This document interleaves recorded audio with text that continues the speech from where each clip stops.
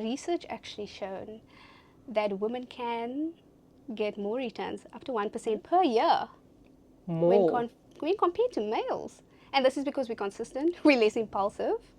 So think about if you're trading, there's cost involved. So, I mean, there's a lot more stability. We see it through the cycle. We long-term vision individuals.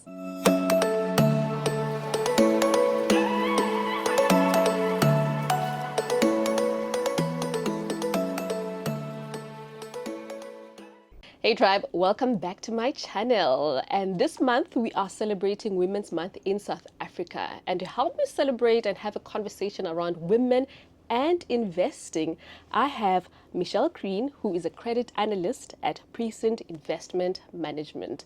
Michelle, thank you so much for joining me. Thanks for having me. So we are talking about women and investing because we know that we still lag behind when it comes to the wealth gap. So I'm very excited for this conversation. And again, thank you so much for being here. So take us back. You know, we're going to be talking about investing, about women, but we want to get to know you a little bit more, right? So please take us back to what was your relationship with money like in your 20s? Jeez. We are putting it right on the spot. Certainly. Oh, man. Going back to my 20s, what a time. Yeah. You know, I was taught, go to school, get good grades, study, get good grades. And when I got my first job, my first salary, I was excited. You felt like a millionaire. Exactly. I was on contract, so most of my disposable income was mine. Yes. And I knew that I wanted financial independence. But I felt I still didn't have necessarily the proper guidance, the tools, etc. So when I got my first salary and I felt proud, I thought, it's my time to spoil myself. Yeah, yeah. For going through all that hard work. And I went on a shopping spree. It was very much, I had the aspirations, but it was unstructured. And I fell into bad habits, not saving, not investing. And it wasn't until very later on where I had a conversation with friends and they started talking about, adult stuff, Yeah. saving and investments. And it was a wake-up call. I thought to myself, ooh, I've been a naughty girl. I have not saved, I have not invested. And I mean, being in a role in the investment industry, I had all the tools accessible to me. And it was a wake-up call, and I realized, okay, you've missed out some time, but it's not too late to start.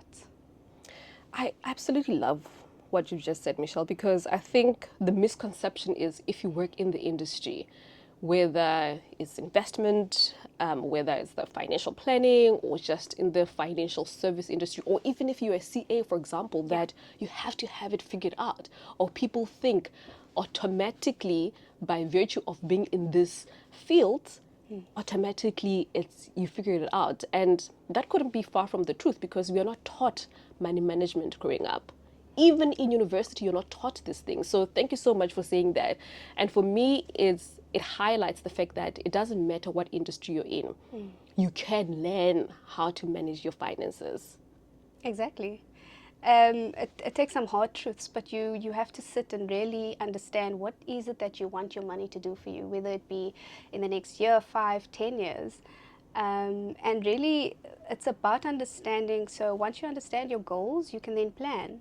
And once I understood, okay, I've wasted now enough time, I've spent enough money, I need to start thinking about my future. Yeah. And that's where it begins. I love that. What do you want your money to do? So talking about habits, obviously you were saying, you were spoiling yourself as most people want to spoil themselves. And you realized that you had built some bad habits. What is the one habit that you have built since then that you can say is a good habit that is putting you in line or is aligned with the goals that you want to achieve? Yeah. So I had to really look at understanding. So the first thing was understanding where's my money leaks. I used to indulge in a lot of coffee. I love coffee. I love coffee too. Oh, and a barista is my best friend. So I used to spend a lot of money on coffee. So imagine spending 3 times a week. And because I'm lactose, I pay an additional fee, so extra 10 Rand. So imagine that's 50 Rand per cup. That's 150 Rand a week. 600 Rand a month. That's a money leak. I mean, come on. Don't put it that way. You're making me feel bad. Do you understand the hard truths? Yes. So once you face reality and yes. see, oh, this could be an overindulgence of something that I could use my money, rather use it in a smart way to say, okay, instead of spending it, you then use it as something to work towards. So now, instead of having it 3 times a week, have it once a week or like that. once a month. So using that additional money leaks that you initially had, use that then to invest it elsewhere. So my mind shift, it literally had to change to see how I can improve and where I can save money a lot more. And one practical example of doing so is splitting my finances, so using a 65, 20%, and 15% rule. So what that means is 65%, think of that of all your essentials. Yes. Your debt, whatever bills you need to pay. 20%, you save and invest. Your 15%, use that as fun. Your pedicures, your manicures, going to events, spoiling family members, all of those things. So making sure your essentials are dealt with. Your 20% is where you can save, investments, and using additional capital to maybe pay off debt a lot sooner. And 15%, that's your play money. You know what? I absolutely love that, because I think oftentimes when we think about managing our money, already people are like, oh my goodness, she's not going to tell me not to ever have the coffee. But you said, instead of having it 3-4 times a week, maybe once. Especially looking at what goals you have, right? Then even now with the 65, you said, 20 and 15, it does allow you to have fun. Exactly. Right? And I think that's where there's a lot of pushback rather when it comes to managing our finances, because we think, oh no, they're going to tell me never ever to have fun. And you've proven that actually you can still have fun, but the focus should still be there to say, how do I save and invest for my future, for the desired future that I do want? Because that's the truth. You want to ask yourself the hard questions. What do I want my money to achieve for me? Exactly. So now we've spoken about your habits in your 20s and how you've managed to, have clearer goals. Let's talk about your upbringing. How much of your upbringing has shaped how you view money, use money, and what are some of the things that you had to unlearn from the environment that you grew up with, or some of the positives that you saw growing up? Because largely how we manage money is impacted by our childhood. Yeah. So can you give us a little bit of background to that? That's a very interesting question, and it definitely played a part in specifically how I spent my first salary. Yeah. And I was surrounded by a mix of money views, basically one of scarcity and caution, right? We're taught to save, not really go into too much debt, yet I was surrounded by individuals that was leaning towards credit, heavily indebted, would rather spend on getting the new Nikes, the new branded T-shirts, and the third, fourth week of the month, it's really scraping by. And so being surrounded by or exposed to unhealthy money habits definitely did play a part subconsciously, and it led obviously to me making some really reckless investment decisions initially, or lack thereof. Yeah. So we also just taught to, like I said, get good grades, study, get into a job, but we're not really taught about investments, how to grow our money, how to grow our wealth. And that's an important element. I mean, you learn as you go, I suppose, and one really needs to step out of your comfort zone and really decide, okay, so what is it that I want? Do I want to build my wealth? Do you want to break intergenerational, cycles? It's really about trying to step out of your comfort zone and breaking what used to be a norm, and now saying, okay, how can I, again, make my money work for me? And it's thinking smartly, really changing how you show up every day. And so I do believe when you are surrounded by the information, good, positive information that's being fed into you, and you're sitting around the table with like-minded individuals, it impacts the way in which you speak, the way in which you ask questions, the actions that you take, and it really does give you perspective. Yeah. And I think while I learned that later on in life, once I started getting into it, we try to complicate it, but it's really not that complicated. And the reality is that everyone is on a journey. We're never going to know everything, but all it takes is to start. And you'll be surprised how much people actually love talking about money. Really, they love talking about money. And I think it's something that we need to definitely impart in other generations. It's about having these types of conversations, and definitely breaking the cycle of fear and not stepping out because I don't know enough. Yes, yes. And I like the fact that, it ties very well with what you said earlier, that when your friends started talking about money, investing, about the serious stuff, it piqued your interest to say, hey, what am I doing with my own finances? So I think 100%, Michelle, to your point, let us be the people who are not afraid to talk about money. Let's have the tough conversations, because over time, it definitely does get easier. So, I mean, it is Women's Month, and as I mentioned earlier, we are still lagging behind when it comes to the wealth gap, right?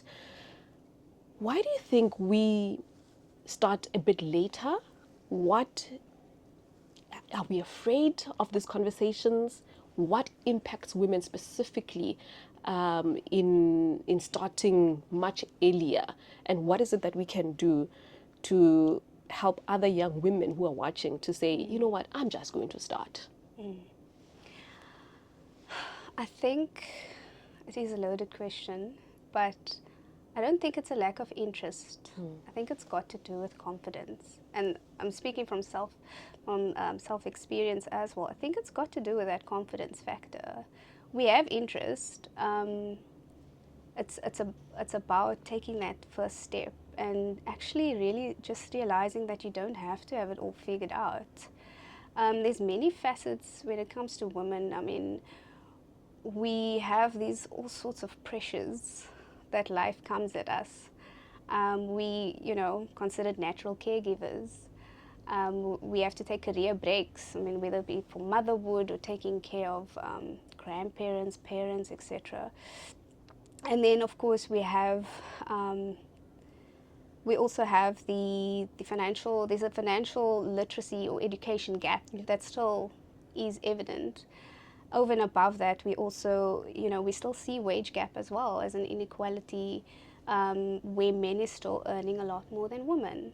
So there's many facets, and I think, like, if I think about the financial literacy gap, I mean, that can exclude a big chunk of women. Yeah. If you're looking at the rural areas, for example, the access to capital, access to credit, that's a big part of the market that isn't there. And this doesn't mean that women, they don't necessarily know or have the ability to do well. It just means that they don't have someone there to guide.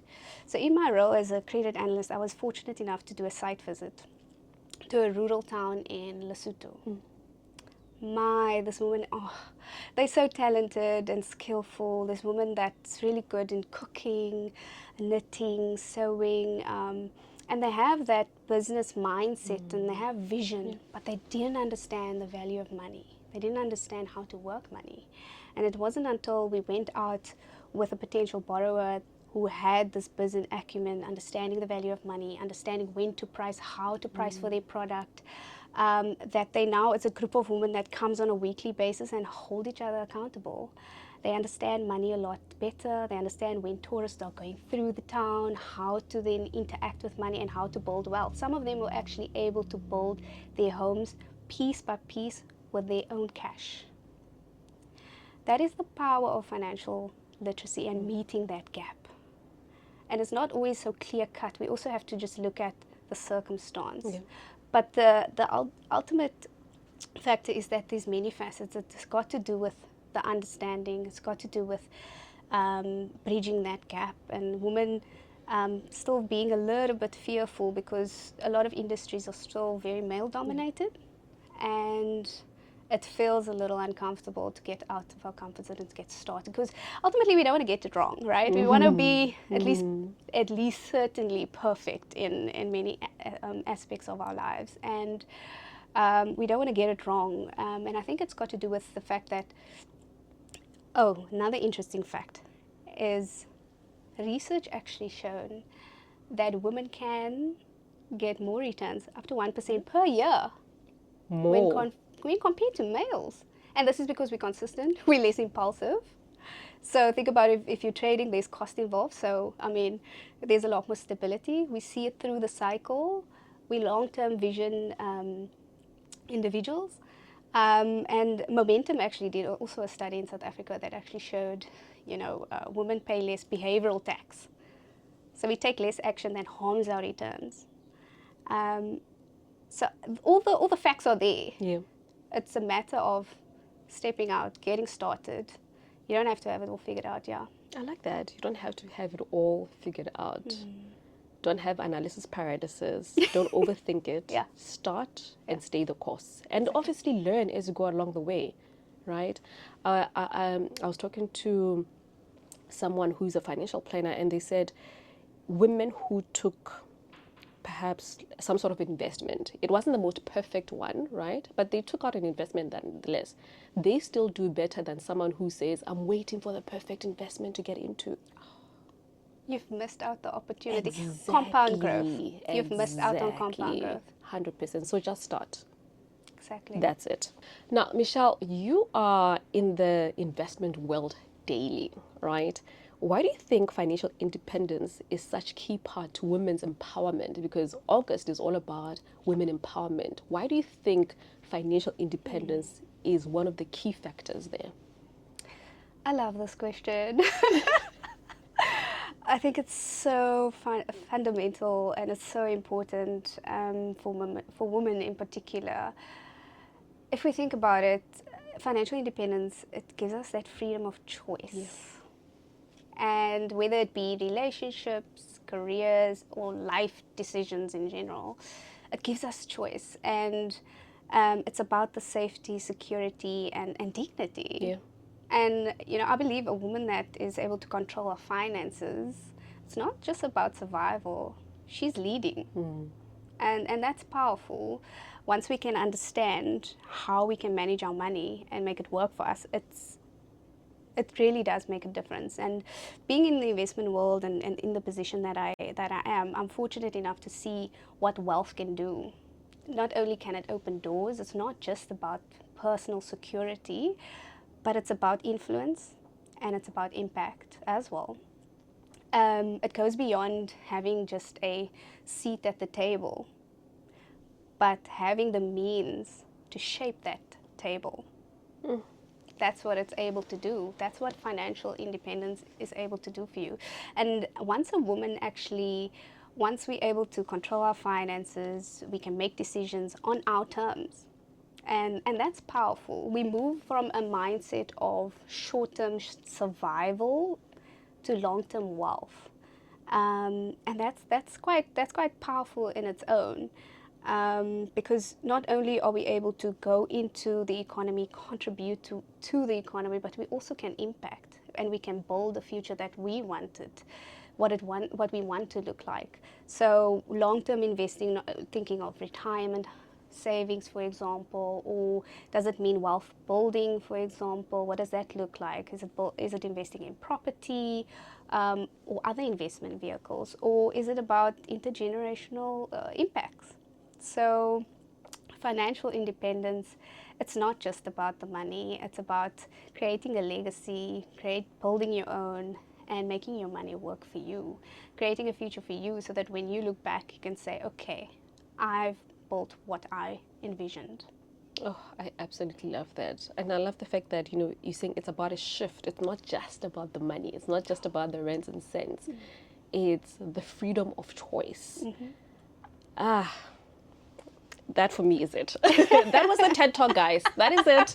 Let's go home. Let's wrap it up. Look, what's quite interesting is like, the saying where people say, oh, money will bring happiness. Well, I don't necessarily think it's entirely true. Money doesn't necessarily equal happiness, but money gives you access. Yeah.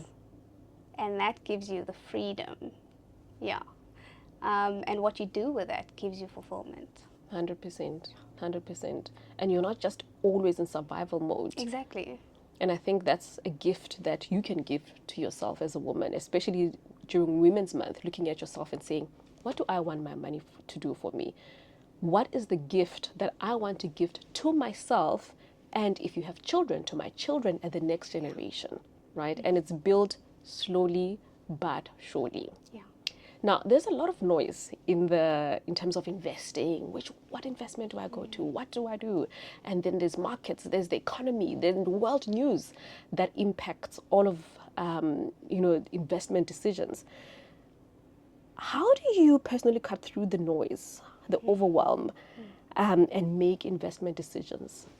Sound investment decisions. Yeah. If I look back few decades ago, I mean, we were shielded by not having social media, right? Which creates a lot of hype and information overload. But there's always going to be headlines. There's always going to be market events and there's volatility. always been headlines, just that we didn't know of them. We didn't know of it. Yeah. Now we have too much accessibility to information, and there's always going to be the next trend and next topic. But what is important is to stick to the basics, stick to that fundamentals, go back to what is it that I had in terms of my vision, what's my objective. And that's very important because you don't want to be acting on emotion. And we at Prescient, we are a systematic house, so we rely on data. And that's to try and take away that biases, that emotive trading and making impulsive decisions, which could hurt your returns in the long run. And so being around that sort of mindset here, I try and apply that in my personal space as well. And when I'm thinking about making investment decisions and going through the cycle, because often you find that it can have an emotion reaction to something. You're like, oh, should I? And then actually when you look back, you're like, oh, it rebounded. Yeah. And then you're on a high again. Sometimes it's about riding that wave and also sticking to the basics, sticking to your objective and really thinking, okay, so it helps you to stay clear on your path and not necessarily play the ping pong approach. It's not about timing the market. It is time in the market. Exactly. It's about patience, being consistent, sticking to course. There's so many various products out there that can align to your specific needs, risk, etc.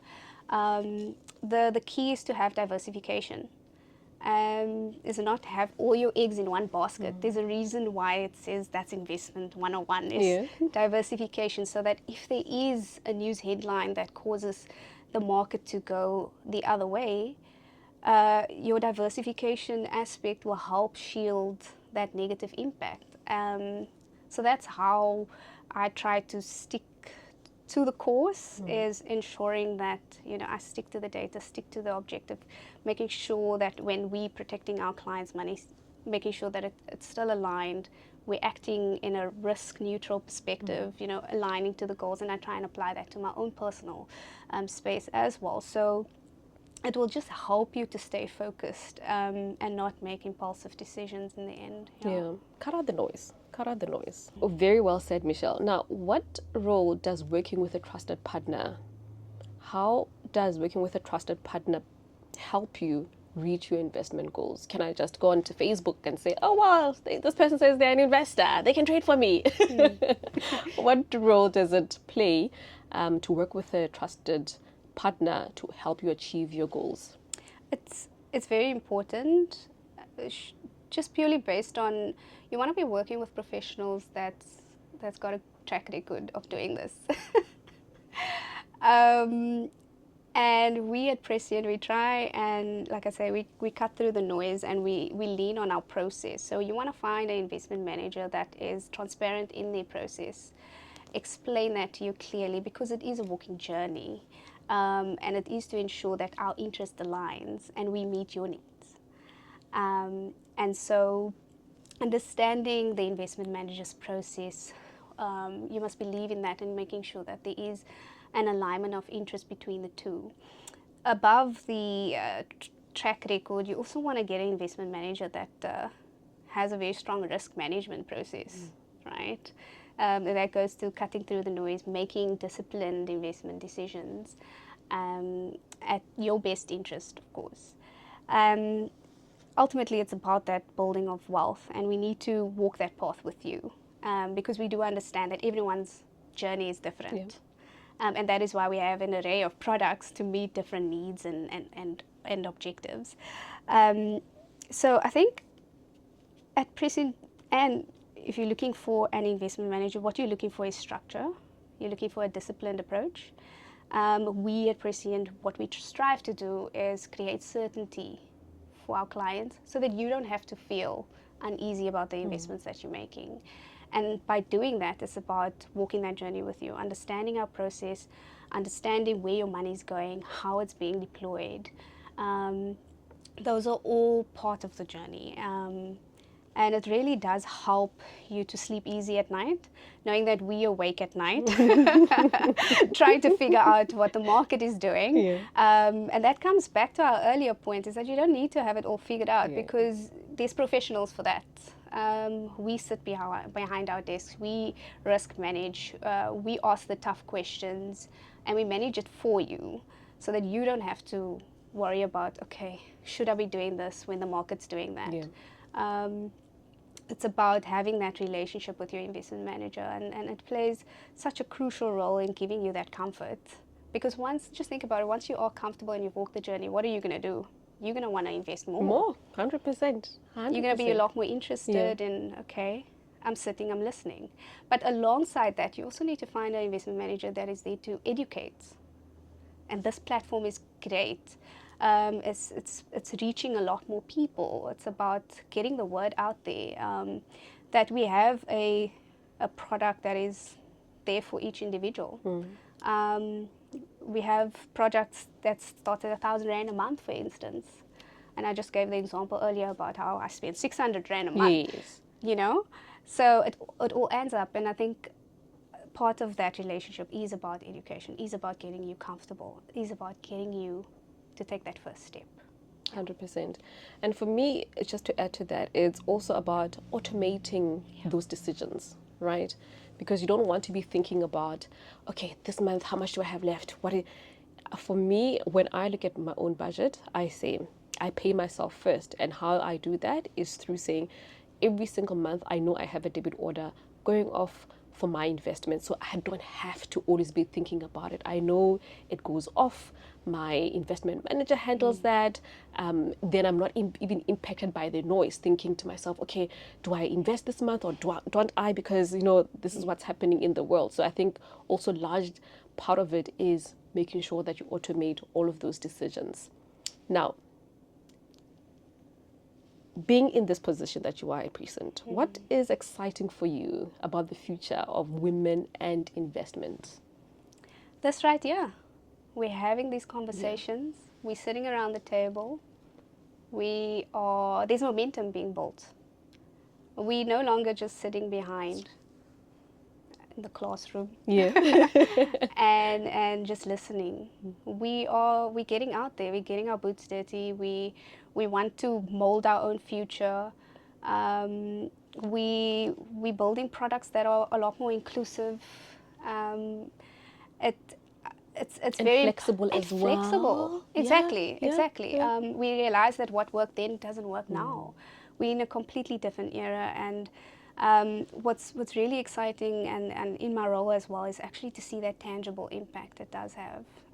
It's for me, yes, I sit behind my desk and I do my research, but when I go out inside, like the example I gave earlier about the woman, it was so refreshing to see that they can take control of their money and their future. And once a mother or a woman that you can empower, imagine being exposed to that from a young age, what that does from building of habits, way in which you show up, way in which you start thinking about things. It's though you don't really realize it because it's not tangible in the moment, but you are planting seeds. And that's ultimately what's really exciting about this is we're planting seeds. And once we sow those seeds, we're going to start seeing blooms like that. Yeah. We're going to start shining, and we're seeing a lot more women in boardrooms. We're seeing a lot more women. There's a lot of diversity, a lot of talks getting in, getting more women in, and we're starting to ask the questions. I'm really excited to see where this is going. And we ultimately want to break that whole survival mode. We don't want to be stuck in a place. We want to be independent. We want to have that freedom of choice, the ability to move when we want to move. Yeah. So it's very exciting. And speaking to young school, university children, these are kids, they're asking questions. And I love that. Yeah. I love that they're forward thinking. So yeah. And I was giving a talk this past weekend, and a young lady approached me after the talk, and she was so full of energy, Michelle. She was so incredibly full of energy, telling me that she wants to start a business, she wants to be financially independent, telling me, oh, you know what, I want to start investing so that I don't have to wait until my 30s. So to your point, exactly, young women are taking charge of their financial futures. They are asking the right questions, and I'm so glad that Prescient is allowing us to have these conversations as well, so that we plant a seed, not just for young people, but also in their 30s, 40s, 50s even. I'm so glad you say that, because even if my story inspires one or two women here today, it will make an impact, and it's okay to use me and my vulnerability to tell you exactly my mistakes, but it's about unlearning bad habits, unlearning. It's a learning curve. So now I can say, okay, I've made this mistake. It's okay to make these mistakes, but it's about starting. It's about taking yourself to the next level. And it's okay to make those mistakes. But know that there are tools, there are guidance, there are professionals out there to help you. 100%. And the last question. What is your wish for the next generation of women when it comes to money, power, and legacy? So my wish for the next generation is to own their relationship with money, to use the tools that's accessible to them, whether that is, in a career aspect, a relationship aspect, ultimately realizing that once you can control your money and your finances, it does give you that freedom, right? So independence is being able to cover your own today, but wealth is creating assets that pay you in the future. So whether through investments, through property, or the like. So really about that ownership aspect, and taking that practical aspects that I said earlier about the 65%, the 20%, and the 15%, starting with your goals and using that as a guideline practically. And then lastly, just to encourage the youth to say that without any action, it's just a dream. Oh yeah. Oh yeah. And I love the fact that you've actually ended on that note, Michelle, because yes, Women's Month is an incredible month, it's a celebration of women, but you can go to as many events as possible. You can watch as much information-packed videos, listen to podcasts, but if you're not going to take action, I'm sorry, that means nothing. Yeah. Listen to what Michelle said. Just start. Yeah. You don't have to get it right the first time. Keep on learning, but the most important thing is to start. And I love what you also said, Michelle, about it's not just about making money for today, but also for your future self. Yeah. Because I think sometimes we think, oh, our future self is so far. And yet, you know, I only say, I feel like I blinked when I was 25, then I was 35. Time will pass either way. So I hope with you, it does pass not only with knowledge, but with action and having made the investments for your future self. So thank you so much for watching, Tribe. It has been incredible. Michelle, you have been incredible.